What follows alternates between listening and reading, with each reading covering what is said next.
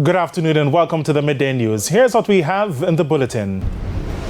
Could the IMF precautionary liquidity line be used to buffer the fallout from the SSL fraud? Financial analyst raises questions. Was a compensation fund established? NIA seeks clarity. And later in sports, PFJL CEO says Chapperton Maroons no-show has implications for commercialization of the JPL. Thank you for joining us. I'm Shane Masters, and here are the details. As the Stocks and Securities Limited multi-billion-dollar fraud case deepens, there are renewed calls for the government to seek the help of overseas experts to assist in the investigation. But will this matter have an impact on the latest deal signed with the International Monetary Fund, the IMF? At least one financial analyst is raising concern regarding the economic fallout from the multi-million-dollar fraud at Stocks and Securities Limited, SSL. Ralston Hyman notes that the fraud at the investment firm could significantly eat out the precautionary liquidity line that the government secured in December from the International Monetary Fund, IMF. The government secured $967 million to be used as a precautionary measure. Now, the line will provide valuable insurance to the country against downside risks, including those that arise from extreme weather conditions. This could have a deleterious impact on the economy, and that is why Nigel Clark's move to go to the IMF for the precautionary liquidity line was a master stroke, but it wasn't for this problem. It was for the probability of the global recession. If we do not cauterize this problem, we may have to draw down on that money before we need it. So this is a very big problem. It's why, like the opposition, Mr. Hyman says the government must seek international experts to investigate the multi-million-dollar fraud, along with the fraud squad and the Financial Investigation Division. In the meantime, he says all the former CEOs of SSL and the Financial Services Commission, FSC, must be held accountable. Just yesterday, former SSL CEO Zachary Harding, in a statement, said it was never revealed nor brought to his attention that clients' investments funds were being misappropriated or that Usain Bolt was one of their top clients at the investment firm. But Mr. Hyman says Mr. Harding's statement should not stop the authorities from questioning him. For the CEO to say that he never knew who were on his client list, that's a very big problem. It means that the problems of the company are even greater than we think, because if the CEO of the company has no idea as to what is his client list, what did they discuss at the meetings that they have? So is he saying that there was another company within the company? He also believes that Audie Shaw, who was the finance minister at the time, also has questions to answer.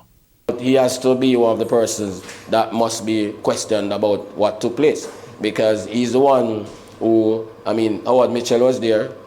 We need to also find out why Mr. Mitchell departed so suddenly. Yeah, then up comes Mr. Shaw was the minister when Mr. McFarlane went there. So he must have known, because this is a problem from 2013. He must have known what was taking place. And if he did not know what was taking place, that's also negligence. Integrity watchdog National Integrity Action is weighing in on the SSL saga.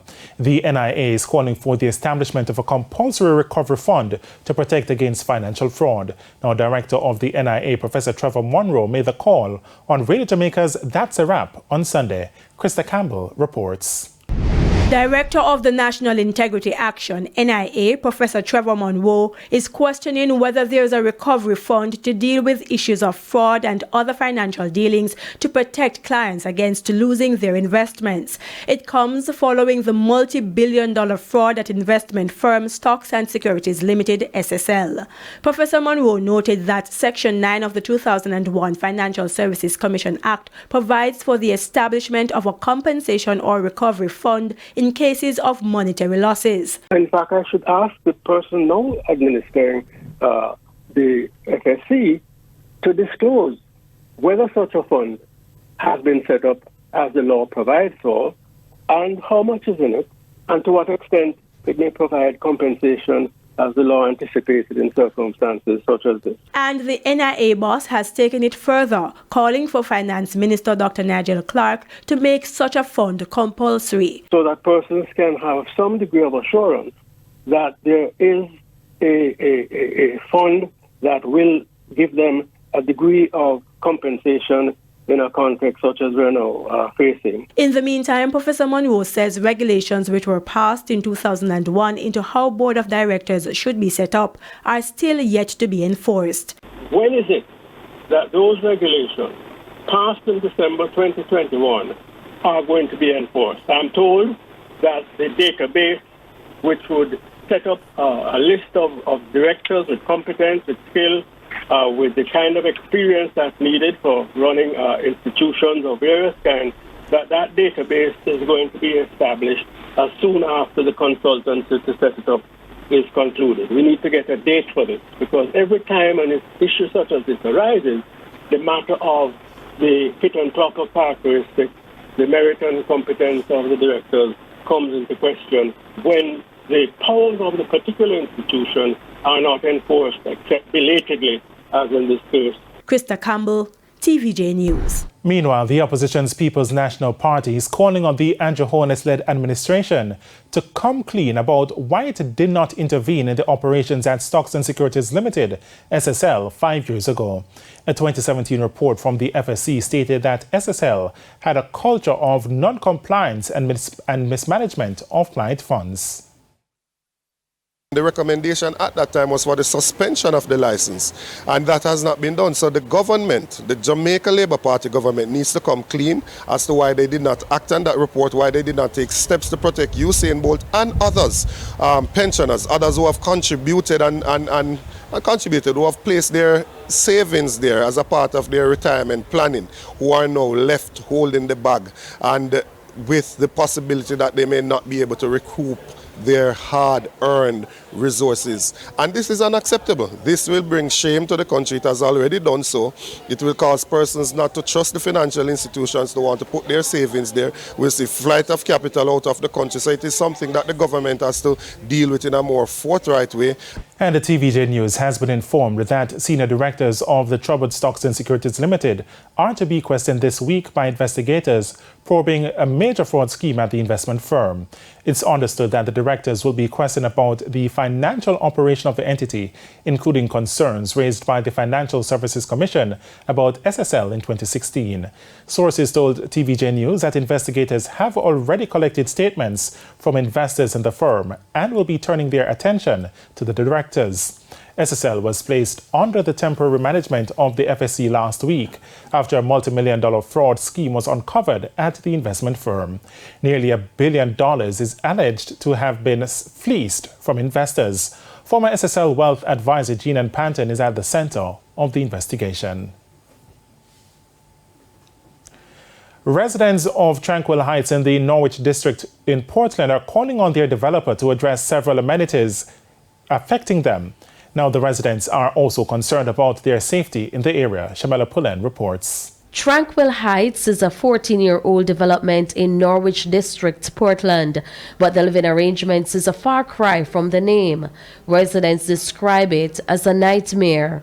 They say they were promised roads, water, and electricity once the lots were sold. That, however, is yet to be made available to them. He had purchased the lots from Mr. Edley Lawrence. He had passed, and we were told that his daughter, Mrs. Lawrence Williams, it's Vanessa Williams. She is the one that is now responsible for the development of the community. And to date, nobody can get in touch with Mrs. Lawrence Williams. The people also complained about having to walk miles because taxis do not come to the area because of the deplorable road conditions. They also fear for their safety. But when I do go out at night, I have to ask the taxi man to wait until I reach in and flicker my light to show that I'm reaching safe, because there's no street light at my gate. If I go out at night and when I come in, I have to look around with my phone light to see if I see anybody around in the bushes or wherever, because there's no street light up here. So we life are in danger up here in this community. And with a lack of piped water, it is costing them too. I have 5 650 tanks, and 1 tank lasts per week. So in order for me to survive for the month, I have to fill 4 tanks, and it's $5,000 per tank. So do the maths at $20,000. I have to pay like $9,000 every week to fill my 2 tanks, a 650 and a 400, and it is very rough. They're making this appeal. I went through a lawyer and bought my land, but I got a letter to carry to JPS and to carry to Water Commission, and now we have not turned in the letter to Water Commission because Water Commission said they don't have any access to over here. So we are calling on the MP and the councillor if they could assist us. So Vanessa, anywhere you are and you're listening to us, we are asking you to step forward and help us in this community because we need the help. Meanwhile, TVJ News tried to reach Miss Vanessa Lawrence Williams but was unsuccessful. Shamela Pullen, TVJ News. And it's time for a break here on the Midday News, but please stay with us. More stories when we return. Welcome back to the Midday News. 33-year-old Michael Davis, who allegedly shot and injured a police constable in South Almar, Westmoreland yesterday, was shot and killed when the policeman returned fire. Now, police reports are that about 10:45 p.m., the constable was at the Panside Chill Spot in Farm Pen, where he tried apprehending a man who arouses suspicion. Now, the report says the man ran off, lost his balance and fell, and while on the ground, pulled a firearm and shot the policeman. The policeman returned fire, hitting the man who subsequently died. The police seized a firearm from the man. There's a call for parents who have children with special needs and exceptionalities to accept the fact and seek help for their children. Now, this comes after the 10th annual Special Education Workshop and Conference, which was held at the Church Teachers College recently. More in this report. Acting Center Manager for the Assessment and Intervention Center at the Church Teachers College in Mandeville, Samantha Radway Morrison, says children with special needs were hard hit by the COVID-19 pandemic, and this has created a gap in their learning and development. Speaking at the conference held under the theme Rebuilding an Inclusive Community for Education, Mrs. Morrison shared that the challenges faced by students are not only academics but psychosocial. Since January 2022, we have had 119 persons who have walked in requesting psychoeducational assessment for them, and this is different from the list that we have from schools. So that tells us that there is really a dire need out there for students with special needs to be served. However, Mrs. Morrison says the conference was designed to equip teachers with strategies to better teach and communicate with children who have special needs. The conference is much sought after every year because teachers know that this is where they can come and to get resources, to get knowledge, and they know of our commitment to continue to strengthen them to serve the vulnerable community. Meanwhile, principal of the Kelseth Primary and Infant School in Clarendon, Andrea Ricketts, found the conference important enough to close her school for the day to allow her teachers to participate. Several children who we think have exceptionalities, and so I think it is important that the teachers are able to deal with these exceptionalities because they would not have been trained in the area of special education. So being here today will give them some of the skills and the different competencies that they will need to better deal with these children and get them to perform at a level that is acceptable. But Ms. Ricketts laments that there is a shortage of special education teachers in the public school system. Intervention by the Ministry of Education will help to address the problem. And it's now time for the Business Minute. The first tranche of Mayberry Investment secured bonds closed on Friday, which means the overall offer has officially closed. The basis of allotment will be published in a matter of days. The previous segments closed early and were oversubscribed. Mayberry exercised the option to upsize the offer, which allows them to raise up to $7 billion. The funds will be used to support the company's margin book, through which customers are able to borrow against their existing investment. Oil prices rose by 1% on Monday, extending last week's gains on the back of a stronger outlook due to an expected economic recovery in top oil importer China this year. Brent crude was up 88 cents to $88.51. Meanwhile, the West Texas Intermediate WTI US crude rose 76 cents to $82.40 per barrel.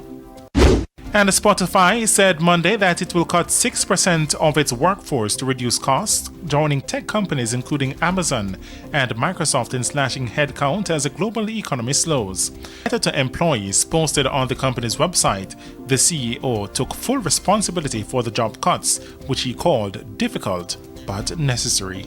And that's it for the Business Minute.